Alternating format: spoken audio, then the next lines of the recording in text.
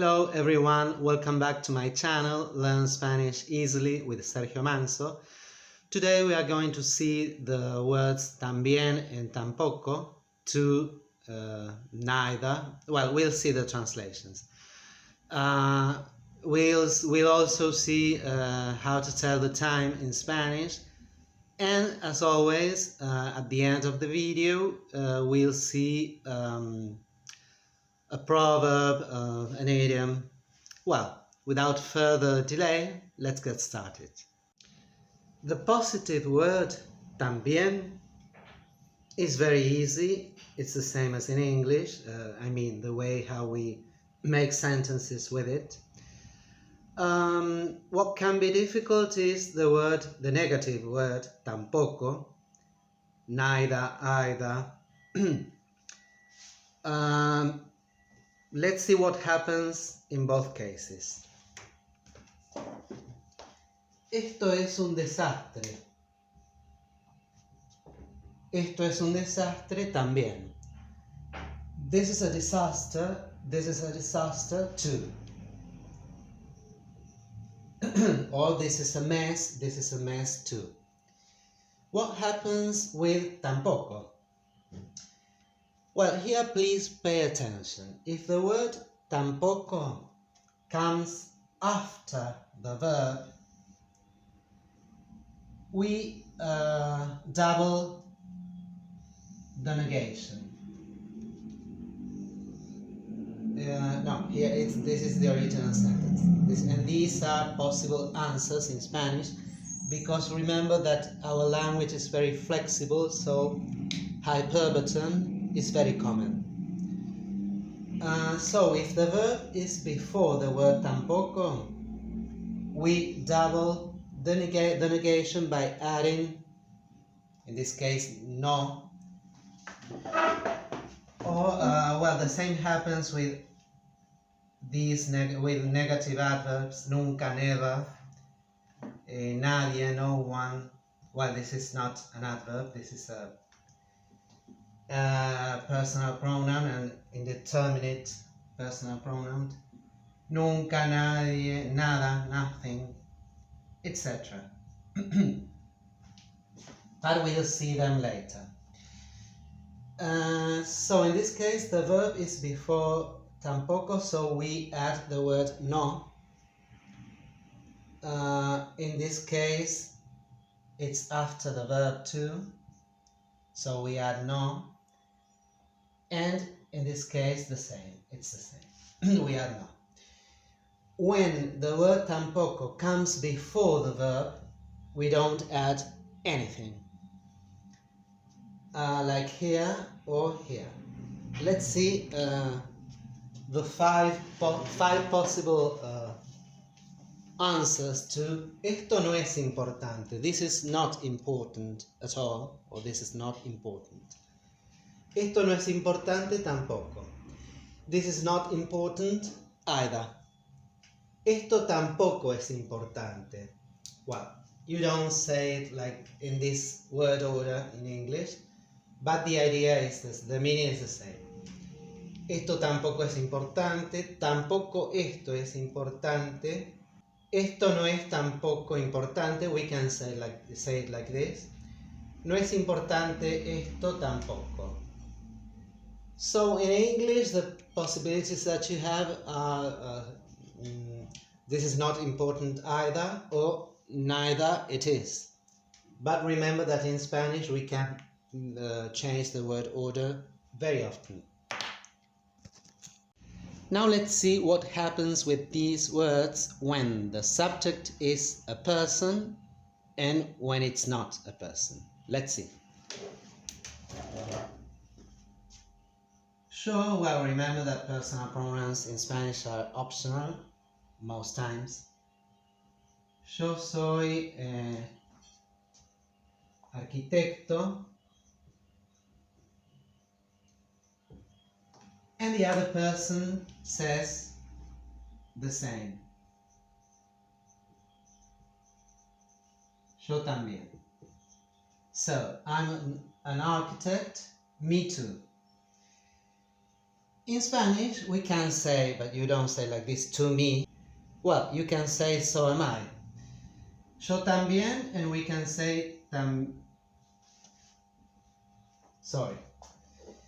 And you can say, también yo.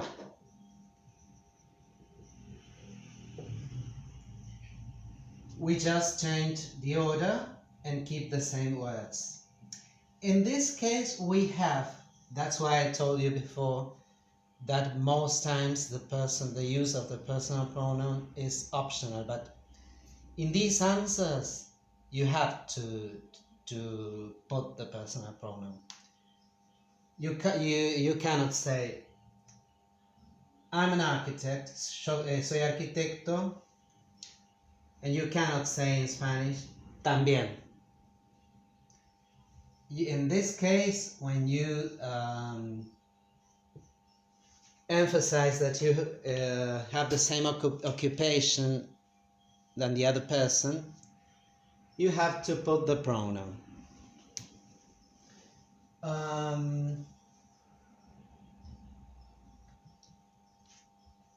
Él no tiene, let's use another verb.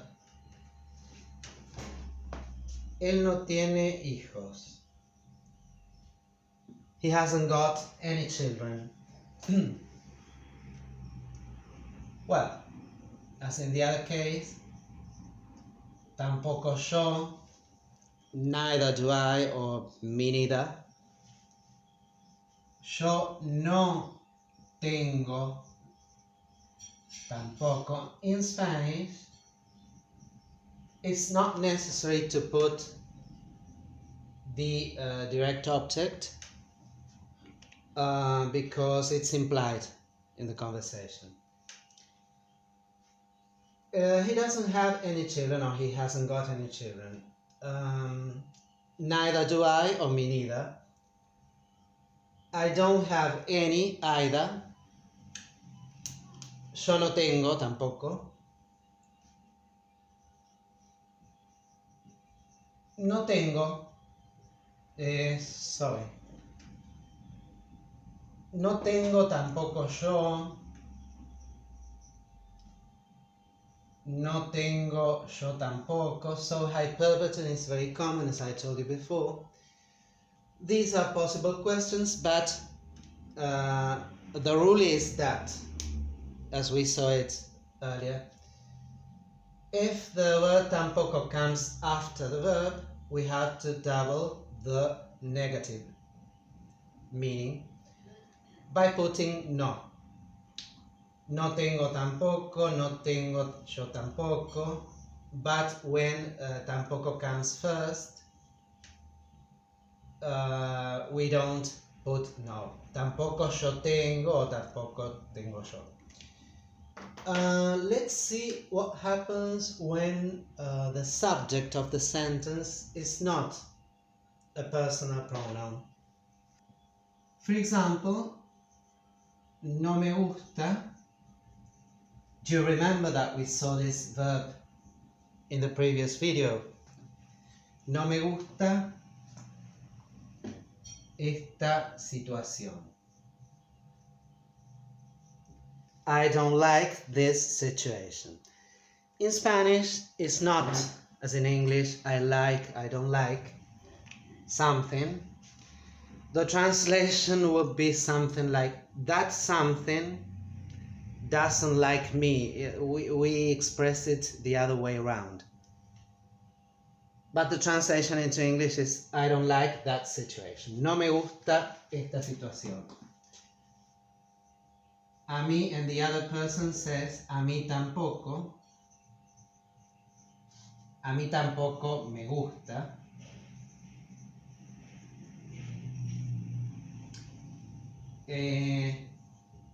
And let's see why I did this.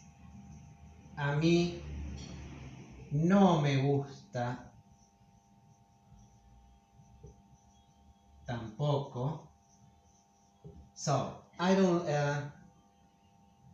like this situation. Me neither. Me neither. I don't like it either. Neither do I, etc. well, not etc. I'm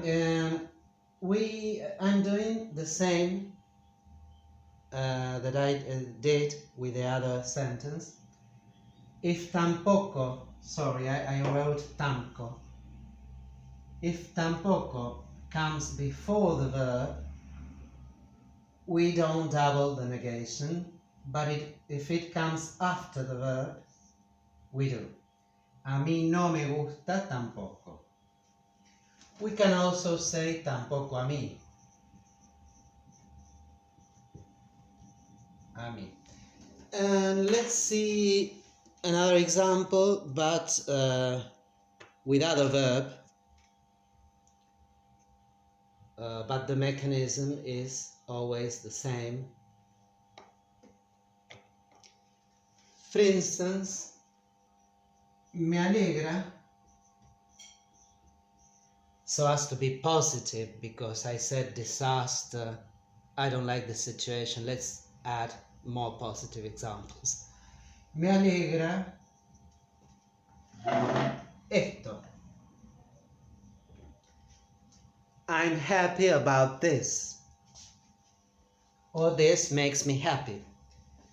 Me alegra esto. And the other person can answer también a mí también. So, I'm happy about this, so am I am too. Those would be the translations into English. And now let's see with tampoco. Let's see the negative sentence. Now let's use another object pronoun. Remember that it's very common in Spanish. This use. No le atraen. No le atraen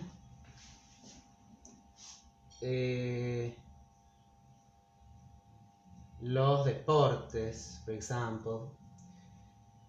By this le, we have to know the reference in a bigger text. If it's referred to a woman, to a man. But for practical purposes, let's use the sentence and say that it could be a man or a woman. No le atraen los deportes, and it's optional to add a él, a ella. Or it could also be a usted. Let's suppose that it's a él. No le atraen los deportes. He doesn't like sports, or he doesn't find sports attractive.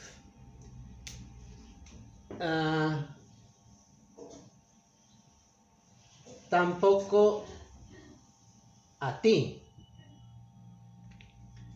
So, he doesn't like sports, neither do you. Yes, neither do you.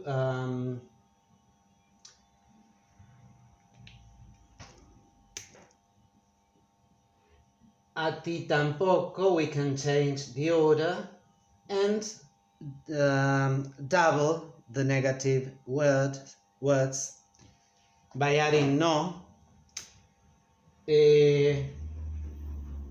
No te atraen a ti tampoco. You don't find them attractive at all either. Well, this is the basic use of, just by knowing this, you'll be able to make any sentence you want to mean this, because it's a rule. It's it's how we use them. También and tampoco. Please have in mind that depending on the word order, we have to add the word no or not. Now let's change the subject and move on to telling the time. Well, so now the telling the time section, in Spanish, cómo decir la hora. And we can ask, the basic question is, what's the time, what time is it? We say, ¿qué hora es? In Argentina and in other countries, they say, and the answer is always in the plural, even in this case.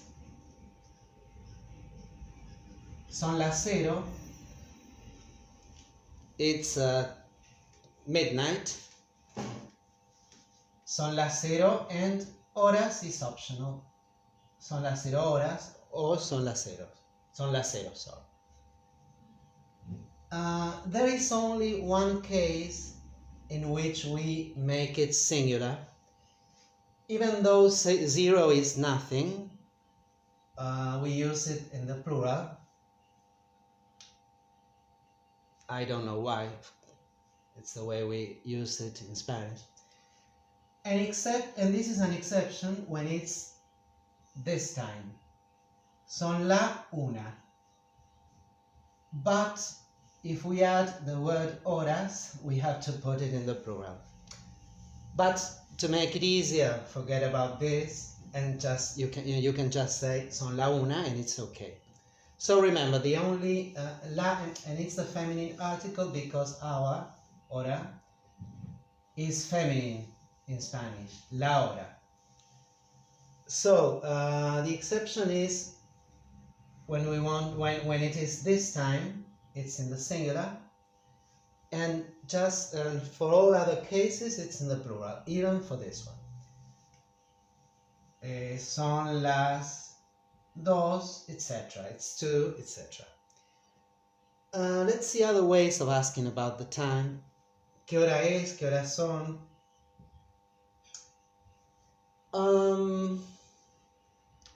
Both formal and informal ways of asking the time when we happen to address a person we don't know in the street, for example, and we want to know what time it is. Even in those cases in which we don't know the other person, we can be formal or informal. The formal way, podría if the person is an adult, podrías if the person's younger. Decirme, tell me, la hora. And in our culture, please is optional. ¿Podrías decirme la hora, por favor? ¿Podrías decirme la hora? Could you tell me the time, please? We can use it, this is conditional, the conditional tense. We can use it in the indicative mood. Puede or puedes decirme la hora. It would be, can you tell me the time, please? But we know that in English, could you is more formal and more polite. And it may sound weird and shocking to for example, to English-speaking countries' culture, but it's very common that we express it like this, and without the please. Because remember, in our culture, politeness doesn't always depend on the word please. It depends more often on the way we say it. We are usually very gregarious and friendly, so it's not necessary to add please because we ask the question either with a smile or being kind. So that the word please, so that's why we don't use por favor many times. So it's not considered rude to ask about the time like this. On the other hand, it's very, very common. ¿Me decís la hora? Its literal translation into English is, do you tell me the time? Do you tell me the time? You don't say it like that, I know. But this is for you to know how we make this question. I repeat, it's not rude at all in our language to ask it like this. On the other hand, it's very common and we do it all the time, me, myself. Well, now that we've got the questions, let's move on to specific hours. As in English, we can say it's 14:30, son las 14:30, and it's okay. The more difficult ways of saying it is the same as in English. It's 20 past 8, it's 7:45, it's 10 to, it's 10 and a half. How do we make it in Spanish? Well, son las 0, son la 1, son las 14. It's 0 hours. It's 1 either in the morning or in the afternoon. In Spanish, for saying in the morning, we have two ways. Son la 1 de, we use the preposition de, not in. De la mañana, morning. Or both are common. O de la madrugada.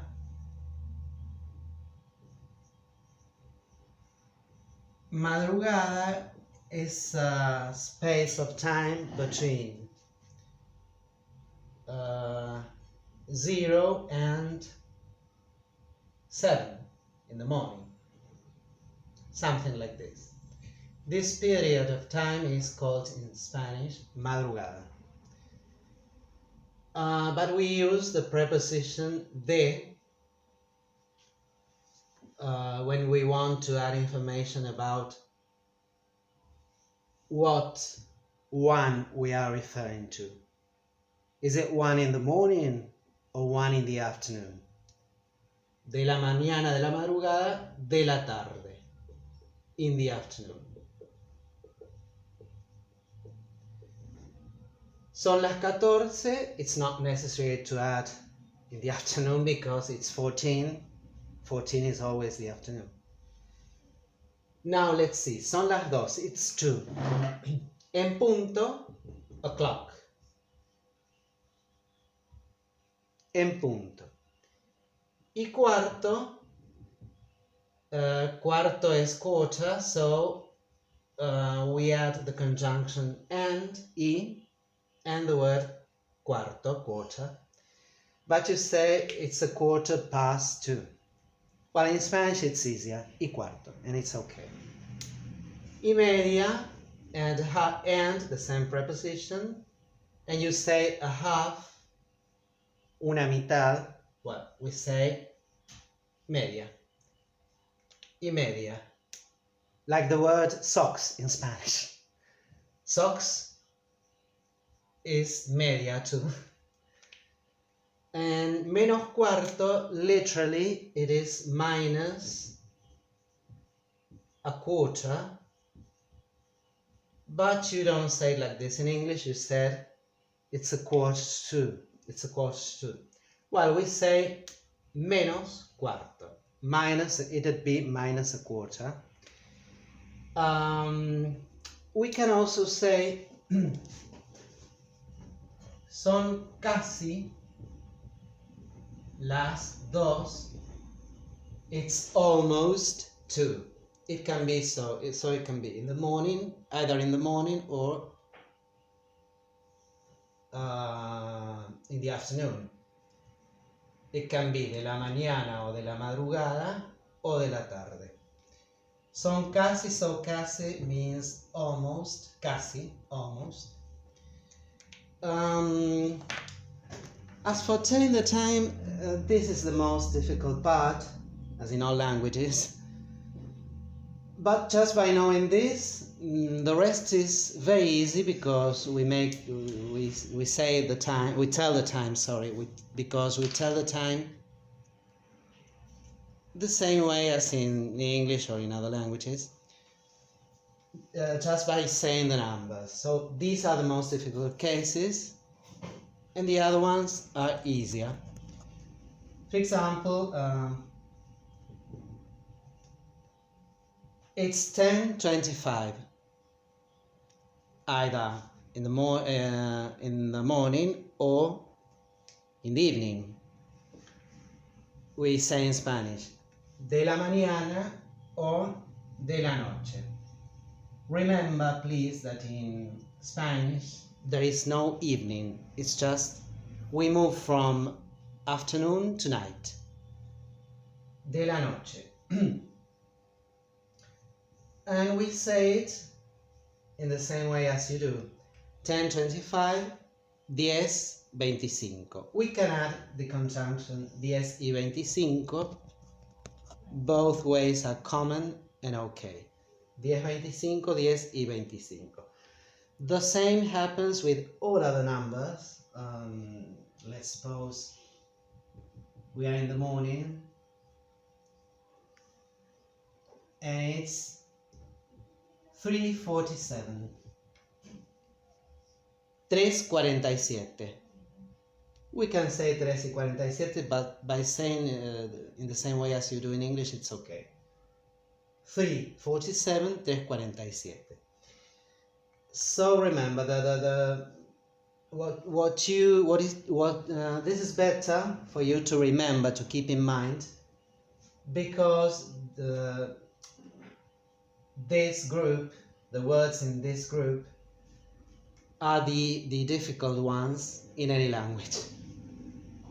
The rest is the same.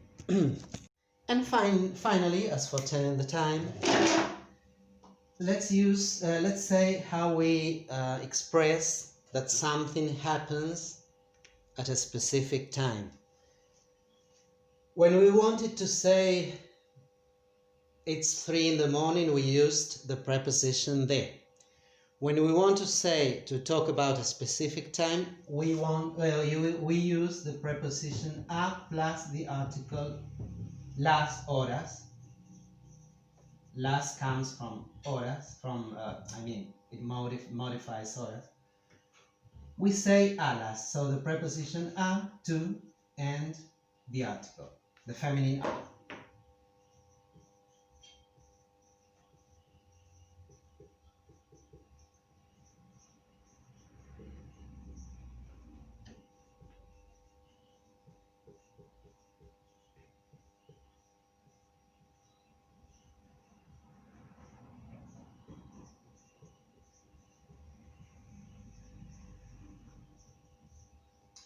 Mi programa favorito empieza a las 8 de la noche. My favorite TV program starts at 8 in the evening.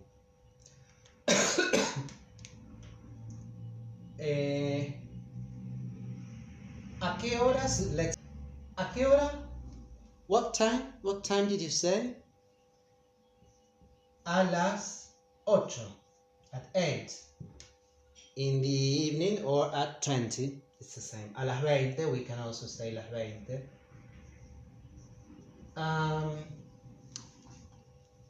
When we are waiting for, when we are about to meet another person, and we arrange the time in which we are going to meet, te espero a las 3 menos cuarto.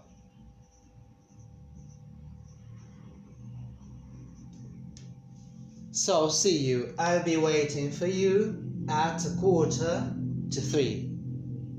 I'll be waiting for you at 2:45. Te espero a las 3 menos cuarto. But it's always with a.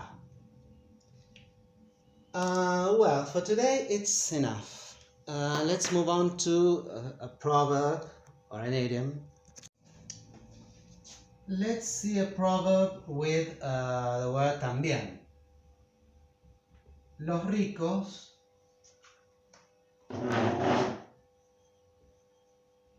también lloran.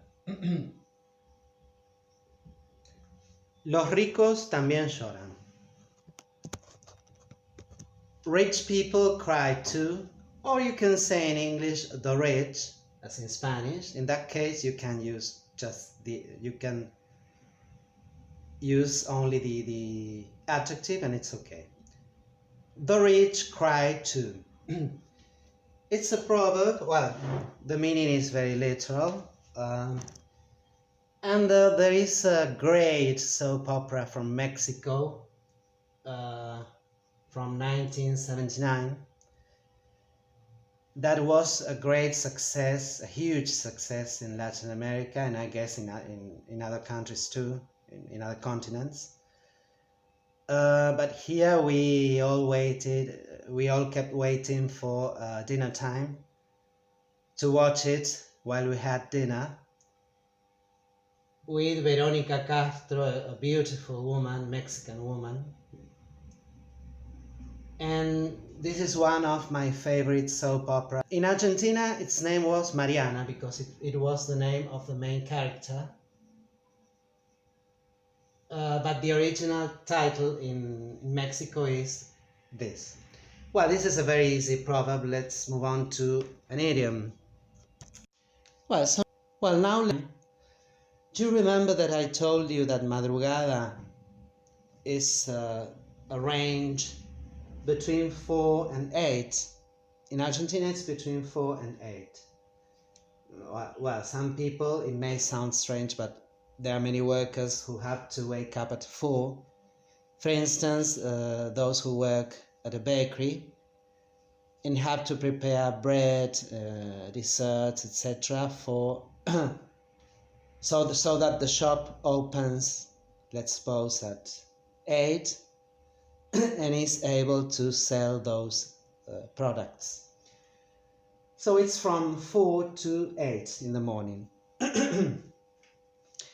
And this is a very common proverb shared by all speaking countries.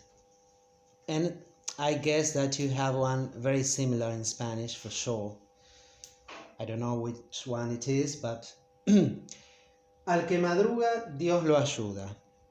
We cannot translate it literally into English because of our word order. It's very Latin, the word order. But it would be he who wakes up early is helped by God. Al que means he or she. He who. So al que means he who. He who wakes up early, madruga wakes up early. Dios lo ayuda, this cannot be, this order is not English at all, so we will use the passive voice and say, he who wakes up early is helped or will be helped by God. To emphasize the, let's say, importance, I mean, it's relative, of course. It's an old saying. It has no, you don't say like that in English. It is some centuries old.